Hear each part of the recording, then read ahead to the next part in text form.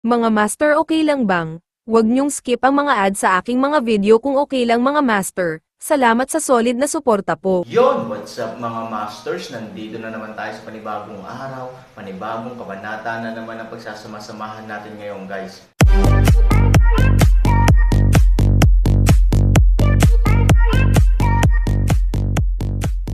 Bali mga masters, kung bago ka pa lang po sa aking YouTube channel, please click the subscribe button, lalong-lalo na po yung notification bell guys, para maging connected pa rin tayo sa isa't isa at maging updated kayo sa mga susunod ko pang video. Bali mga masters, bago natin umpisahan ng kwento ay mag-shoutout po muna tayo para sa mga solid nating tagapakinig. Shoutout kay Jasen's Video, shoutout kay Randy Sabior. Yun na nga mga masters, no? Bali hindi na ito patagalin. In 3, 2, 1, let's go! Nang magtaka si Pei Shiyuan, ang espesyal na sugo ay gumawa ng tanda sa kanyang mga mata. Kasunod ng mga mata ng espesyal na sugo, bahagyang tumalikod si Pei Shiyuan at tumingin sa kanyang 8 ministeryo. Bagamat ang lahat ng 8 tao sa lupa ay dinala ng kapangyarihan ng espesyal na sugo at nakahiga doon na magkatabi, kalahati pa lang ang namamatay. Kahit na napakabangis din nila, mas masahol pa rin sila kaysa sa katawan ni Pei Shiyuan na nakaharap sa langit. Una silang inatake ng apoy at ulan, at pagkatapos ay direktang bumagsak mula sa langit. Paano nilalabanan ang kanilang mga katawan? Ang iba ay inatake ng Skyfire at Moonring sa kalagitnaan ng hangin. Ngayon ang Skyfire ay isa ng hindi pangkaraniwang Skyfire, at ang pinsalang naidulot ay malayo sa maihahambing noon. Pagkatapos ng pag-atake, ang mga taong ito ay karaniwang namamatay. Bilang karagdagan, ang mga alon ng hangin ng pag-atake ng ulan ng apoy at pagsabog ng ulan ng apoy ay namatay sa kalagitnaan ng hangin. Sa pagtingin sa eksenang ito, si Pei Shiyuan ay natigilan. Natalo man siya ng Aaron, bakit? Bakit nawalan ng buhay ang 8 magkakapatid na napakalayo noong mga panahong iyon?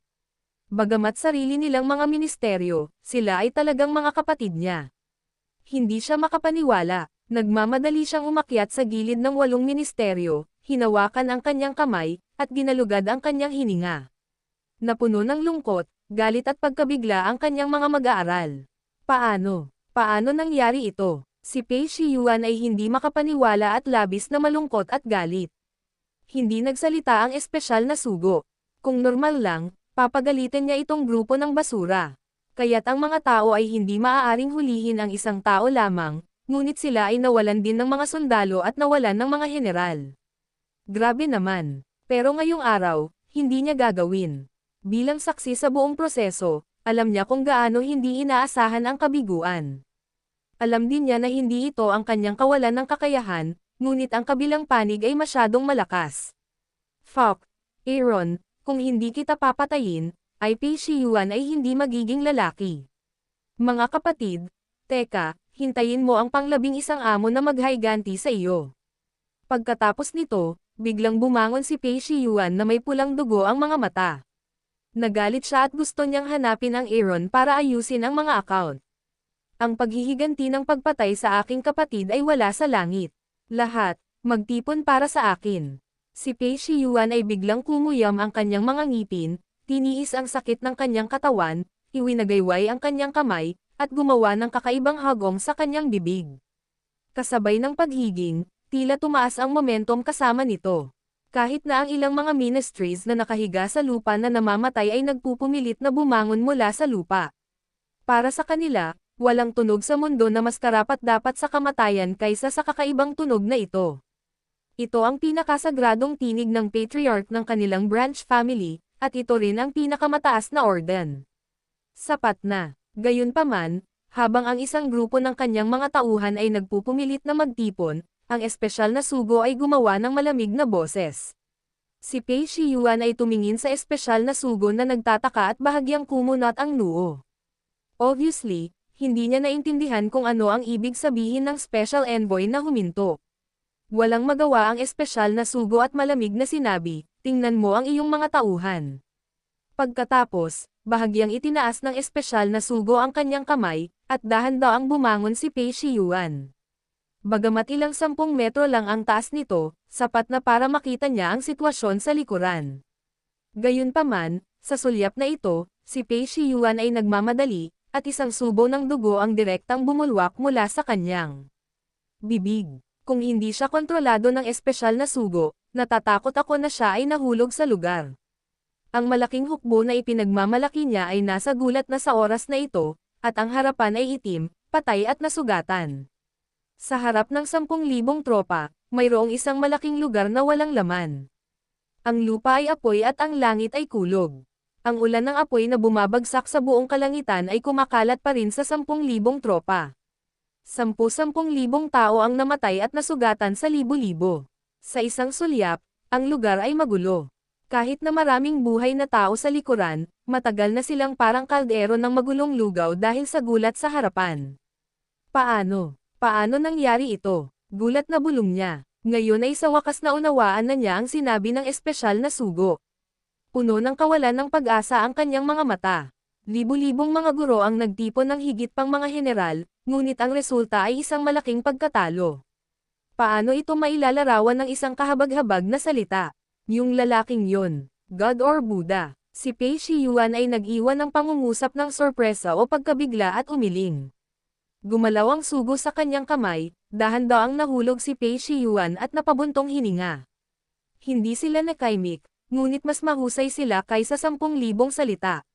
Biglang ngumiti ang espesyal na sugo. Si Pei Shiyuan ay tumingin sa kanya na nagtataka at naguguluhan. Pagkatapos ay tumingin siya sa mga mata ng espesyal na sugo. Biglang parang may naintindihan siya. Ngumiti din siya. Mga master, okay lang bang? Huwag niyong skip ang mga ads sa aking mga video kung okay lang mga master. Salamat sa solid na suporta po. Espesyal na sugo, gusto mo? Tumingin si Pei Shiyuan sa mga mata ng espesyal na sugo, ngunit nakita niya na ang kanyang mga mata ay nakatingin sa direksyon ng pag-alis ni Aaron. Tumango ang espesyal na sugo, ang bangis ng aso ay hindi inaasahan, ngunit makatwiran. Alam kong hinahamak mo ang hari ng Yuming, ngunit sa tingin ko alam mo ang kanyang lakas. Kaya, bago ko papatayin ang anak na ito, ibang-iba ako sa iyo. Hindi ako naniwala na matatalo niya ang kaisa-isang mabalahibong lalaki mo. Likas na iba ang kakayahan niya, di ba? Nang marinig ito, wala nang bakas ng pagmamataas si Pei Shiyuan, ngunit puno ng pagkakasala at kahihiyan. Ito ay higit pa sa pagkakaiba. Ito ay simpleng transcendental. Hindi pa siya nakakita ng ganoong tao sa kanyang buhay. Kung gusto niyang sabihin kung sinong dakilang demonyo siya, sinang-ayunan siya ni Pei Shiyuan gamit ang 2 kamay. Pagkatapos ng lahat, siya at ang kanyang mga piling tao ay madaling inabuso ng iba ng nag-iisa. Yung tipong parang ayaw makipag-away. Kung ibinaba niya ito ng buo, natatakot ako na ang kanyang 10,000 tao ay hindi sapat para sa kanya upang batiin. Talagang natutuwa siya na hindi ito nangyari ngayon. Kung hindi, siya ay dapat na sa kanyang paraan upang mahanap ang hari ng Yuming. Ito ay isang pagpapabiya sa tungkulin ng isang subordinate at ang pagsisiyasat ay hindi masinsinan. Gayunpaman, hindi si Pei Shiyuan ang nagsusumamo para sa kanyang kapatid. Kahit na alam nating hindi siya madaling pakitunguhan, hinding-hindi namin aasahang magiging ganoon kalakas siya. Siya ay kasing payat ng nakikita ng mata, ngunit halos buong lakas niya kayang labanan si Shiyuan sa pamamagitan lamang ng paglulunsad ng 5 tagumpay na puwersa. Kung hindi siya lumaban, hindi maniniwala si Shiyuan. Ang masaklap pa ay kayang labanan ng bata ang magkasanib na pag-atake ng aking 8 kapatid. Alam mo, noong inatake natin siya, tiniis din ni Peilan, na malubhang nasugatan ngunit hindi namatay, ang sakit ng buong katawan niya at mariing sinabi. Hindi man lang siya nagtanggol. Ang nakakahiya pa ay hindi man lang lumingon ang lalaking ito. Paulit-ulit na tumango ang natitirang mga general. Kahit na matagal na itong nangyari, ngayon sa pagbabalik tanaw, malamig pa rin ang likod ng gulugad, na siyang ikinagigil ng mga tao kapag naaalala. Iyan ay isang koleksyon ng 8 tao. Sa halip na magdulot ng kaunting pinsala sa Aaron, direkta siyang pinatay ng Aaron sa isang iglap. Anong kakilakilabot na larawan ito? Gayunpaman, tinukoy ito ng mga nabubuhay na tao bilang isang bangungot at ayaw nang gumawa ng higit pang mga alaala. Ito ang sinabi ko, isang bagay na hindi inaasahan. Bahagyang tumango ang espesyal na sugo, na nagpapahiwatig na hindi na kailangang magsalita ng lahat. Alam niya, ang lakas ng asong ito, hindi ko akalain na magiging ganito pala siya, seeing that he is young, I feel more disadvantageous. Ngunit saan mo alam na siya ay higit na mabangis kaysa sa mga matandang asong iyon? Siguro ito ang alon sa likod ng Yangtze River na nagtutulak sa alon sa unahan. Ilang tao ang tumango. Bahagyang humakbang pasulong si Pei Shiyuan at ngumiti ng madilim, sa kasamaang palad, gaano man kabanggas ang aso, hindi pa rin ito hihigit sa isang hayop. Hindi siya pumupunta sa langit, ngunit pumapasok siya kapag walang pintuan sa impyerno. Marahan na ngumiti ang espesyal na sugo, puno ng pagmamalaki. Malinaw, sumang-ayon siya kay Pei Shiyuan. Kung hindi man, nang makita ang Aaron na lumampas, hindi niya piniling tumulong, ngunit pinili na maghintay para sa trabaho ng madali at hayaan silang subukan ang lakas ng Aaron. Mabilis na pinuri ni Pei Shiyuan at nagmamadaling sinabi, matalino ang espesyal na sugo. Ngayong alam mo na, maaari mong ipahinga ang iyong sama ng loob at itaboy ang masamang aso kasama ko. Agad na kinuha ni Pei Shiyuan ang utos. Naiintindihan ni Shiyuan. Gagawin ito ngayon ni Shiyuan. Tumango ang espesyal na sugo. Malamig na tumingin sa direksyon ng Aaron at nakangiting sinabi, ang lupain ng pulang lupa ay hindi lamang ang lugar na ipinagbabawal ng kamatayan ng pamilya ng demonyo, kundi pati na rin ang libingan ng iyong anak. Kasabay nito, ang espesyal na sugo ay tumikim ng maitim, at pagkatapos ay tumawa ng malakas. Storytelling channel sa YouTube. Sa oras na ito, ang Aaron ay nagmamadali hanggang sa harap. Nang makitang naubusan na siya ng ligtas na distansya, binawi ni Aaron ang sining ng Ground Fire at Thunder Dragon, at dinala si Zia Wei at ang kanyang 3 tao hanggang sa hilaga. Anong tinitingin-tingin mo? Habang nasa daan, lumipad si Han Sanyi at pinagmasdan ang sitwasyon sa paligid niya. Ang sulok ng kanyang mga mata ay umiwas ng tingin, ngunit nakita niya si Zia Wei na nakahawak sa kanyang mukha sa magkabilang kamay at tahimik na nakatingin sa kanyang sarili. Ayaw sabihin ni Aaron, pero nahiya siya nang makita niya ito, kaya malumanay niyang pinaalalahanan siya. Tignan mo, hindi nagbago ang mga mata ni Zia Wei, ngunit mahinahong sumagot. Wala akong dapat tingnan. Walang magawa si Aaron. Mukhang maganda. Ngumiti si Zia Wei at puno ng maliliit na bituin ang kanyang mga mata. Sinasabing ang unang pag-ibig ay ang pinakamahusay sa buhay, ngunit ang unang pag-ibig ng Aaron ay tila maganda para kay Zia Wei, na medyo hindi totoo.